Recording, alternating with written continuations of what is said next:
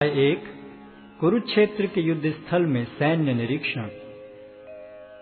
धृतराष्ट्र ने कहा, हे संजय, धर्मभूमि कुरुक्षेत्र में युद्ध की इच्छा से एकत्र हुए मेरे तथा पांडु के पुत्रों ने क्या किया?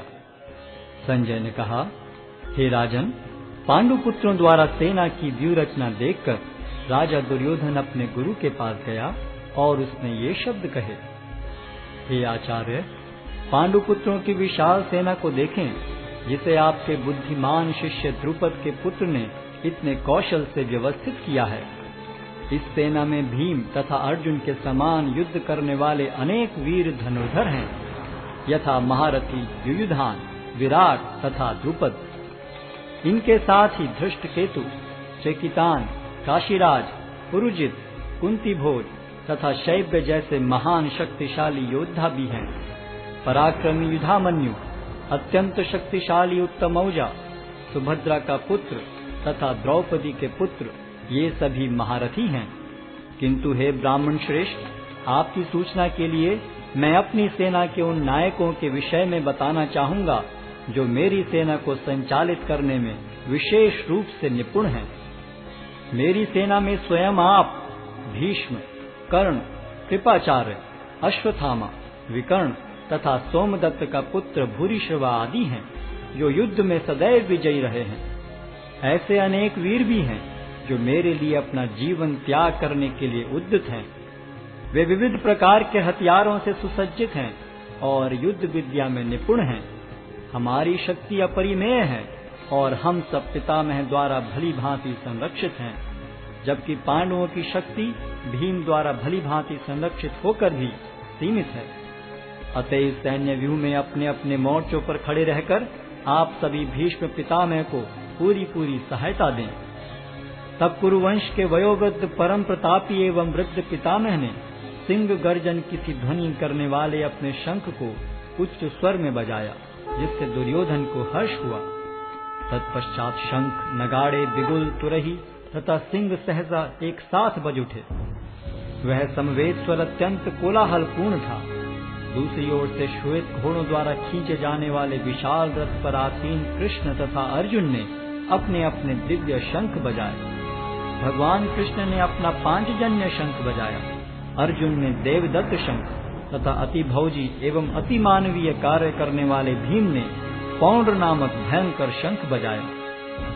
हे राजन, कुंती पुत्र राजा युधिष्ठिर ने अपना अनंत विजय नामक शंख बजाया तथा नकुल और सहदेव ने सुघोष एवं मणिपुष्पक शंख बजाए। महान धनुर्धर काशीराज, परम योद्धा शिखंडी, धृष्टद्युम्न, विराट, अजय सात्यकी, द्रुपद, द्रौपदी के पुत्र तथा सुभद्रा के महाबाहु पुत्र आदि सबों ने अपने अपने शंख बजाए। इन विभिन्न शंखों की ध्वनि कोलाहल पूर्ण बन गई, जो आकाश तथा पृथ्वी को शब्दायमान करती हुई धृतराष्ट्र के पुत्रों के हृदय को विदीर्ण करने लगी। उस समय हनुमान से अंकित ध्वजा लगे रथ पर आसीन पांडु पुत्र अर्जुन अपना धनुष उठाकर तीर चलाने के लिए उद्यत हुआ।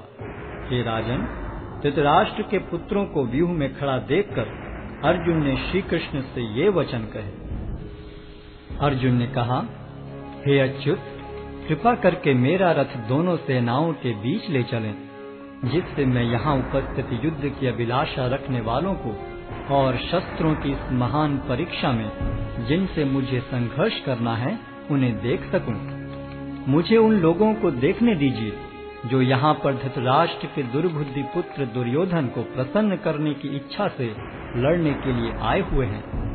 संजय ने कहा, हे भरतवंशी, अर्जुन द्वारा इस प्रकार संबोधित किए जाने पर भगवान कृष्ण ने दोनों दलों के बीच में उस उत्तम रथ को लाकर खड़ा कर दिया। भीष्म, द्रोण तथा विश्व भर के अन्य समस्त राजाओं के सामने भगवान ने कहा कि हे पार्थ, यहाँ पर एकत्र सारे कुरुओं को देखो। अर्जुन ने वहाँ पर दोनों पक्षों की सेनाओं के मध्य में अपने चाचा ताऊओं, पितामहों, गुरुओं, मामाओं, भाइयों, पुत्रों, पौत्रों, मित्रों, ससुरों और शुभ चिंतकों को भी देखा। जब कुंती पुत्र अर्जुन ने मित्रों तथा संबंधियों की इन विभिन्न श्रेणियों को देखा तो वह करुणा से अभिभूत हो गया और इस प्रकार बोला। अर्जुन ने कहा, हे कृष्ण, इस प्रकार युद्ध की इच्छा रखने वाले अपने मित्रों तथा संबंधियों को अपने समक्ष उपस्थित देखकर मेरे शरीर के अंग कांप रहे हैं और मेरा मुख सूखा जा रहा है। मेरा सारा शरीर कांप रहा है, मेरे रोंगटे खड़े हो रहे हैं, मेरा गांडीव धनुष मेरे हाथ से सरक रहा है और मेरी त्वचा जल रही है। मैं यहाँ अब और अधिक खड़ा रहने में असमर्थ हूँ। मैं अपने को भूल रहा हूँ और मेरा सिर चकरा रहा है। हे कृष्ण, मुझे तो केवल अमंगल के कारण दिख रहे हैं। हे कृष्ण, इस युद्ध में अपने ही स्वजनों का वध करने से न तो मुझे कोई अच्छाई दिखती है और न मैं उससे किसी प्रकार की विजय, राज्य या सुख की इच्छा रखता हूँ। हे गोविंद, हमें राज्य, सुख अथवा इस जीवन से क्या लाभ, क्योंकि जिन सारे लोगों के लिए हम उन्हें चाहते हैं वे ही इस युद्ध भूमि में खड़े हैं।